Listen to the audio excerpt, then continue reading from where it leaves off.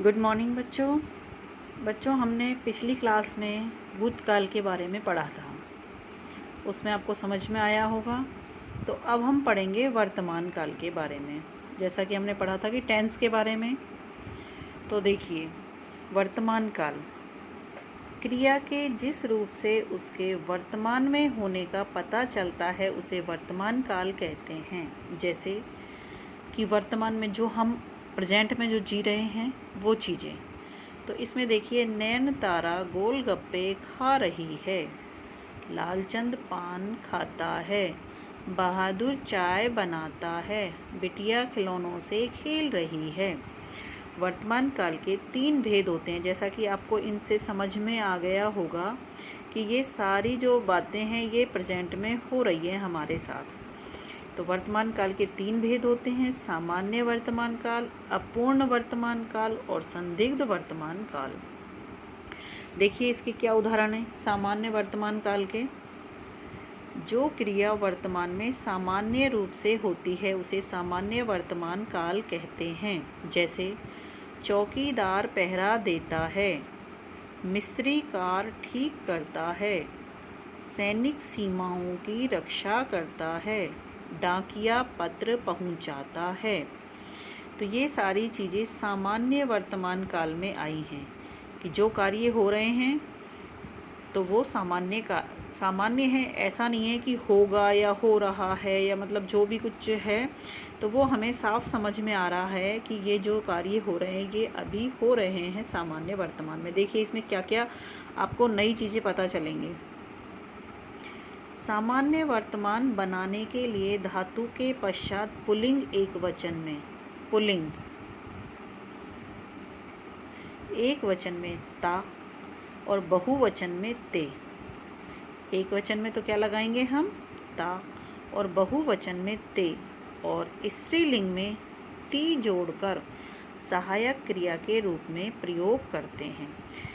तो देखिए बच्चों, आपको जैसा कि अब यहाँ समझ में आया हो कि अगर हम पुल्लिंग एकवचन से कोई शब्द बनाएंगे, कोई सेंटेंस बनाएंगे तो वहाँ ता लगाएंगे एकवचन में, और बहुवचन में ते लगाएंगे, और स्त्रीलिंग से अगर हम कोई शब्द सेंटेंस बनाते हैं तो उसमें ती जोड़कर सहायक क्रिया के रूप में उसका प्रयोग करते हैं।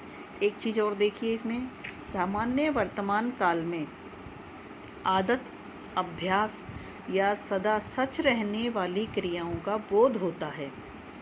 या तो किसी चीज़ की आदत कि ये कार्य तो उसके आदत के हिसाब से होगा, या किसी चीज़ का अभ्यास होगा, या फिर सदा सच रहने वाली कि ये कार्य तो होकर ही रहेगा, कि ये सदा सच है, इसमें कोई उलटफेर नहीं कर सकता।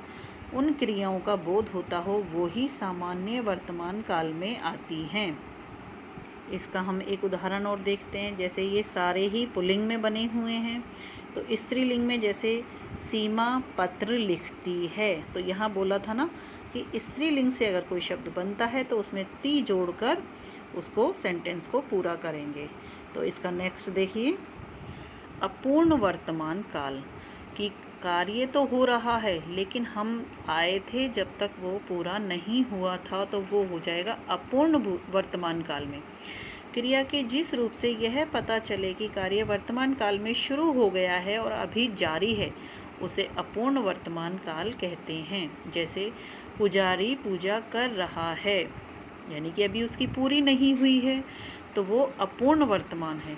धोबिन कपड़े धो रही है, कपड़े तो धो रही है लेकिन उसके अभी पूरे नहीं हुए हैं। पिताजी तन्वी को डांट रहे हैं, कंचन डोसा बना रही है। तो यहाँ देखिए ये सारे कार्य हो रहे हैं लेकिन ये पूर्ण नहीं हुए हैं, इसीलिए इन्हें अपूर्ण कहा है। अपूर्ण वर्तमान काल बनाने के लिए धातु के बाद पुल्लिंग एकवचन में रहा, बहुवचन में रहे और स्त्रीलिंग में रही।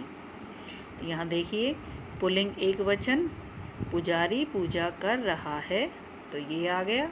बहुवचन में देखिए पिताजी, अब यहाँ सम्मानजनक शब्द है पिताजी के लिए तो रहे हैं, और स्त्रीलिंग में कंचन डोसा बना रही है तो ये रही है, ये स्त्रीलिंग में आ जाएगा अपूर्ण वर्तमान काल।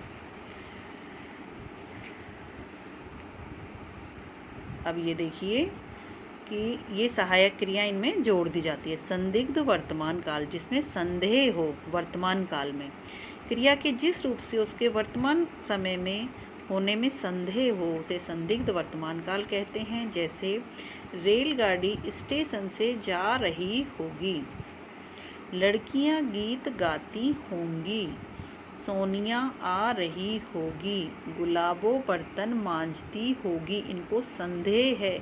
ये सारे कार्य अपनी रीति के अनुसार होते हैं, लेकिन इन्होंने अभी इनको होते हुए नहीं देखा है।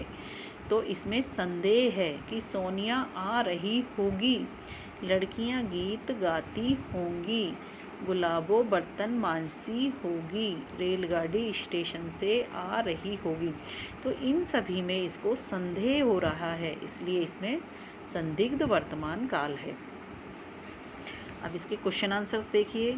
वर्तमान काल की परिभाषा उदाहरण सहित लिखिए।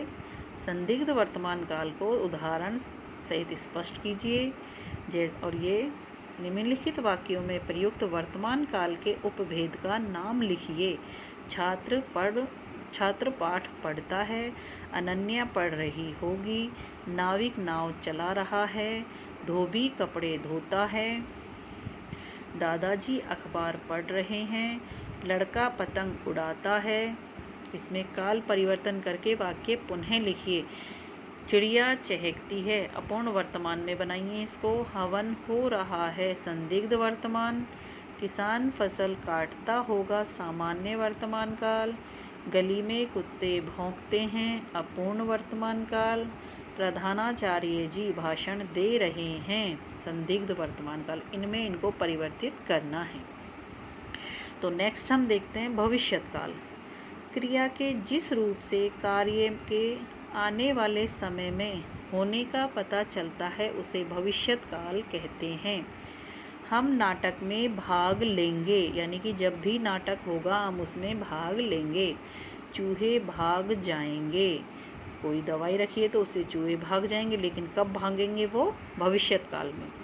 भविष्यत काल के दो भेद होते हैं, सामान्य भविष्यत और संभाव्य भविष्यत। अब ये देखिए बच्चों, जैसे कई बुक्स होती हैं उनमें अलग अलग होते हैं इनके। यहाँ तो सिर्फ इसके दो भेद दे रखे हैं, सामान्य भविष्यत और संभाव्य भविष्यत। ऐसे ही जैसे पहले हम पढ़े हैं हमने भूतकाल में कि पूर्ण भूतकाल, अपूर्ण भूतकाल, ऐसे ही इनमें भी होते हैं, लेकिन इतने उससे नहीं आते हैं। जो है वो मोटे मोटे तौर पर ही हम इनको समझेंगे, और अगर इनके भेद आते हैं तो आप आसानी से कर लोगे। तो यहाँ देखिए, सामान्य भविष्यत काल, क्रिया के जिस रूप से उसके भविष्य में सामान्य ढंग से होने का पता चलता है उसे सामान्य भविष्यत काल कहते हैं। अनुपमा खाना बनाएगी, पल्लव पढ़ेगा, बंदर का तमाशा होगा, बंदरिया मटकेगी। इस तरह से सामान्य भविष्यत काल में आए हैं। आपको समझ में भी आ रहे हैं कि ये जो बाद में जो कार्य होंगे वो भविष्यत काल में आएंगे। संभाव्य भविष्यत काल, संभावना है कि ये कार्य पूरा हो जाएगा। क्रिया के जिस रूप से उसके भविष्य में होने की संभावना का पता चलता है उसे संभाव्य भविष्यत काल कहते हैं।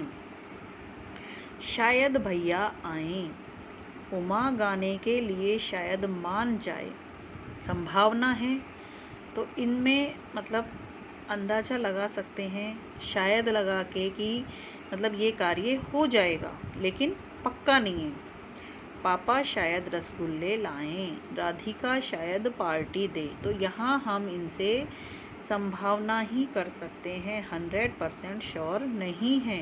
इन वाक्यों की क्रियाओं आए, लाए, मान गए, दे संभाव्य भविष्यत काल की क्रियाएं हैं।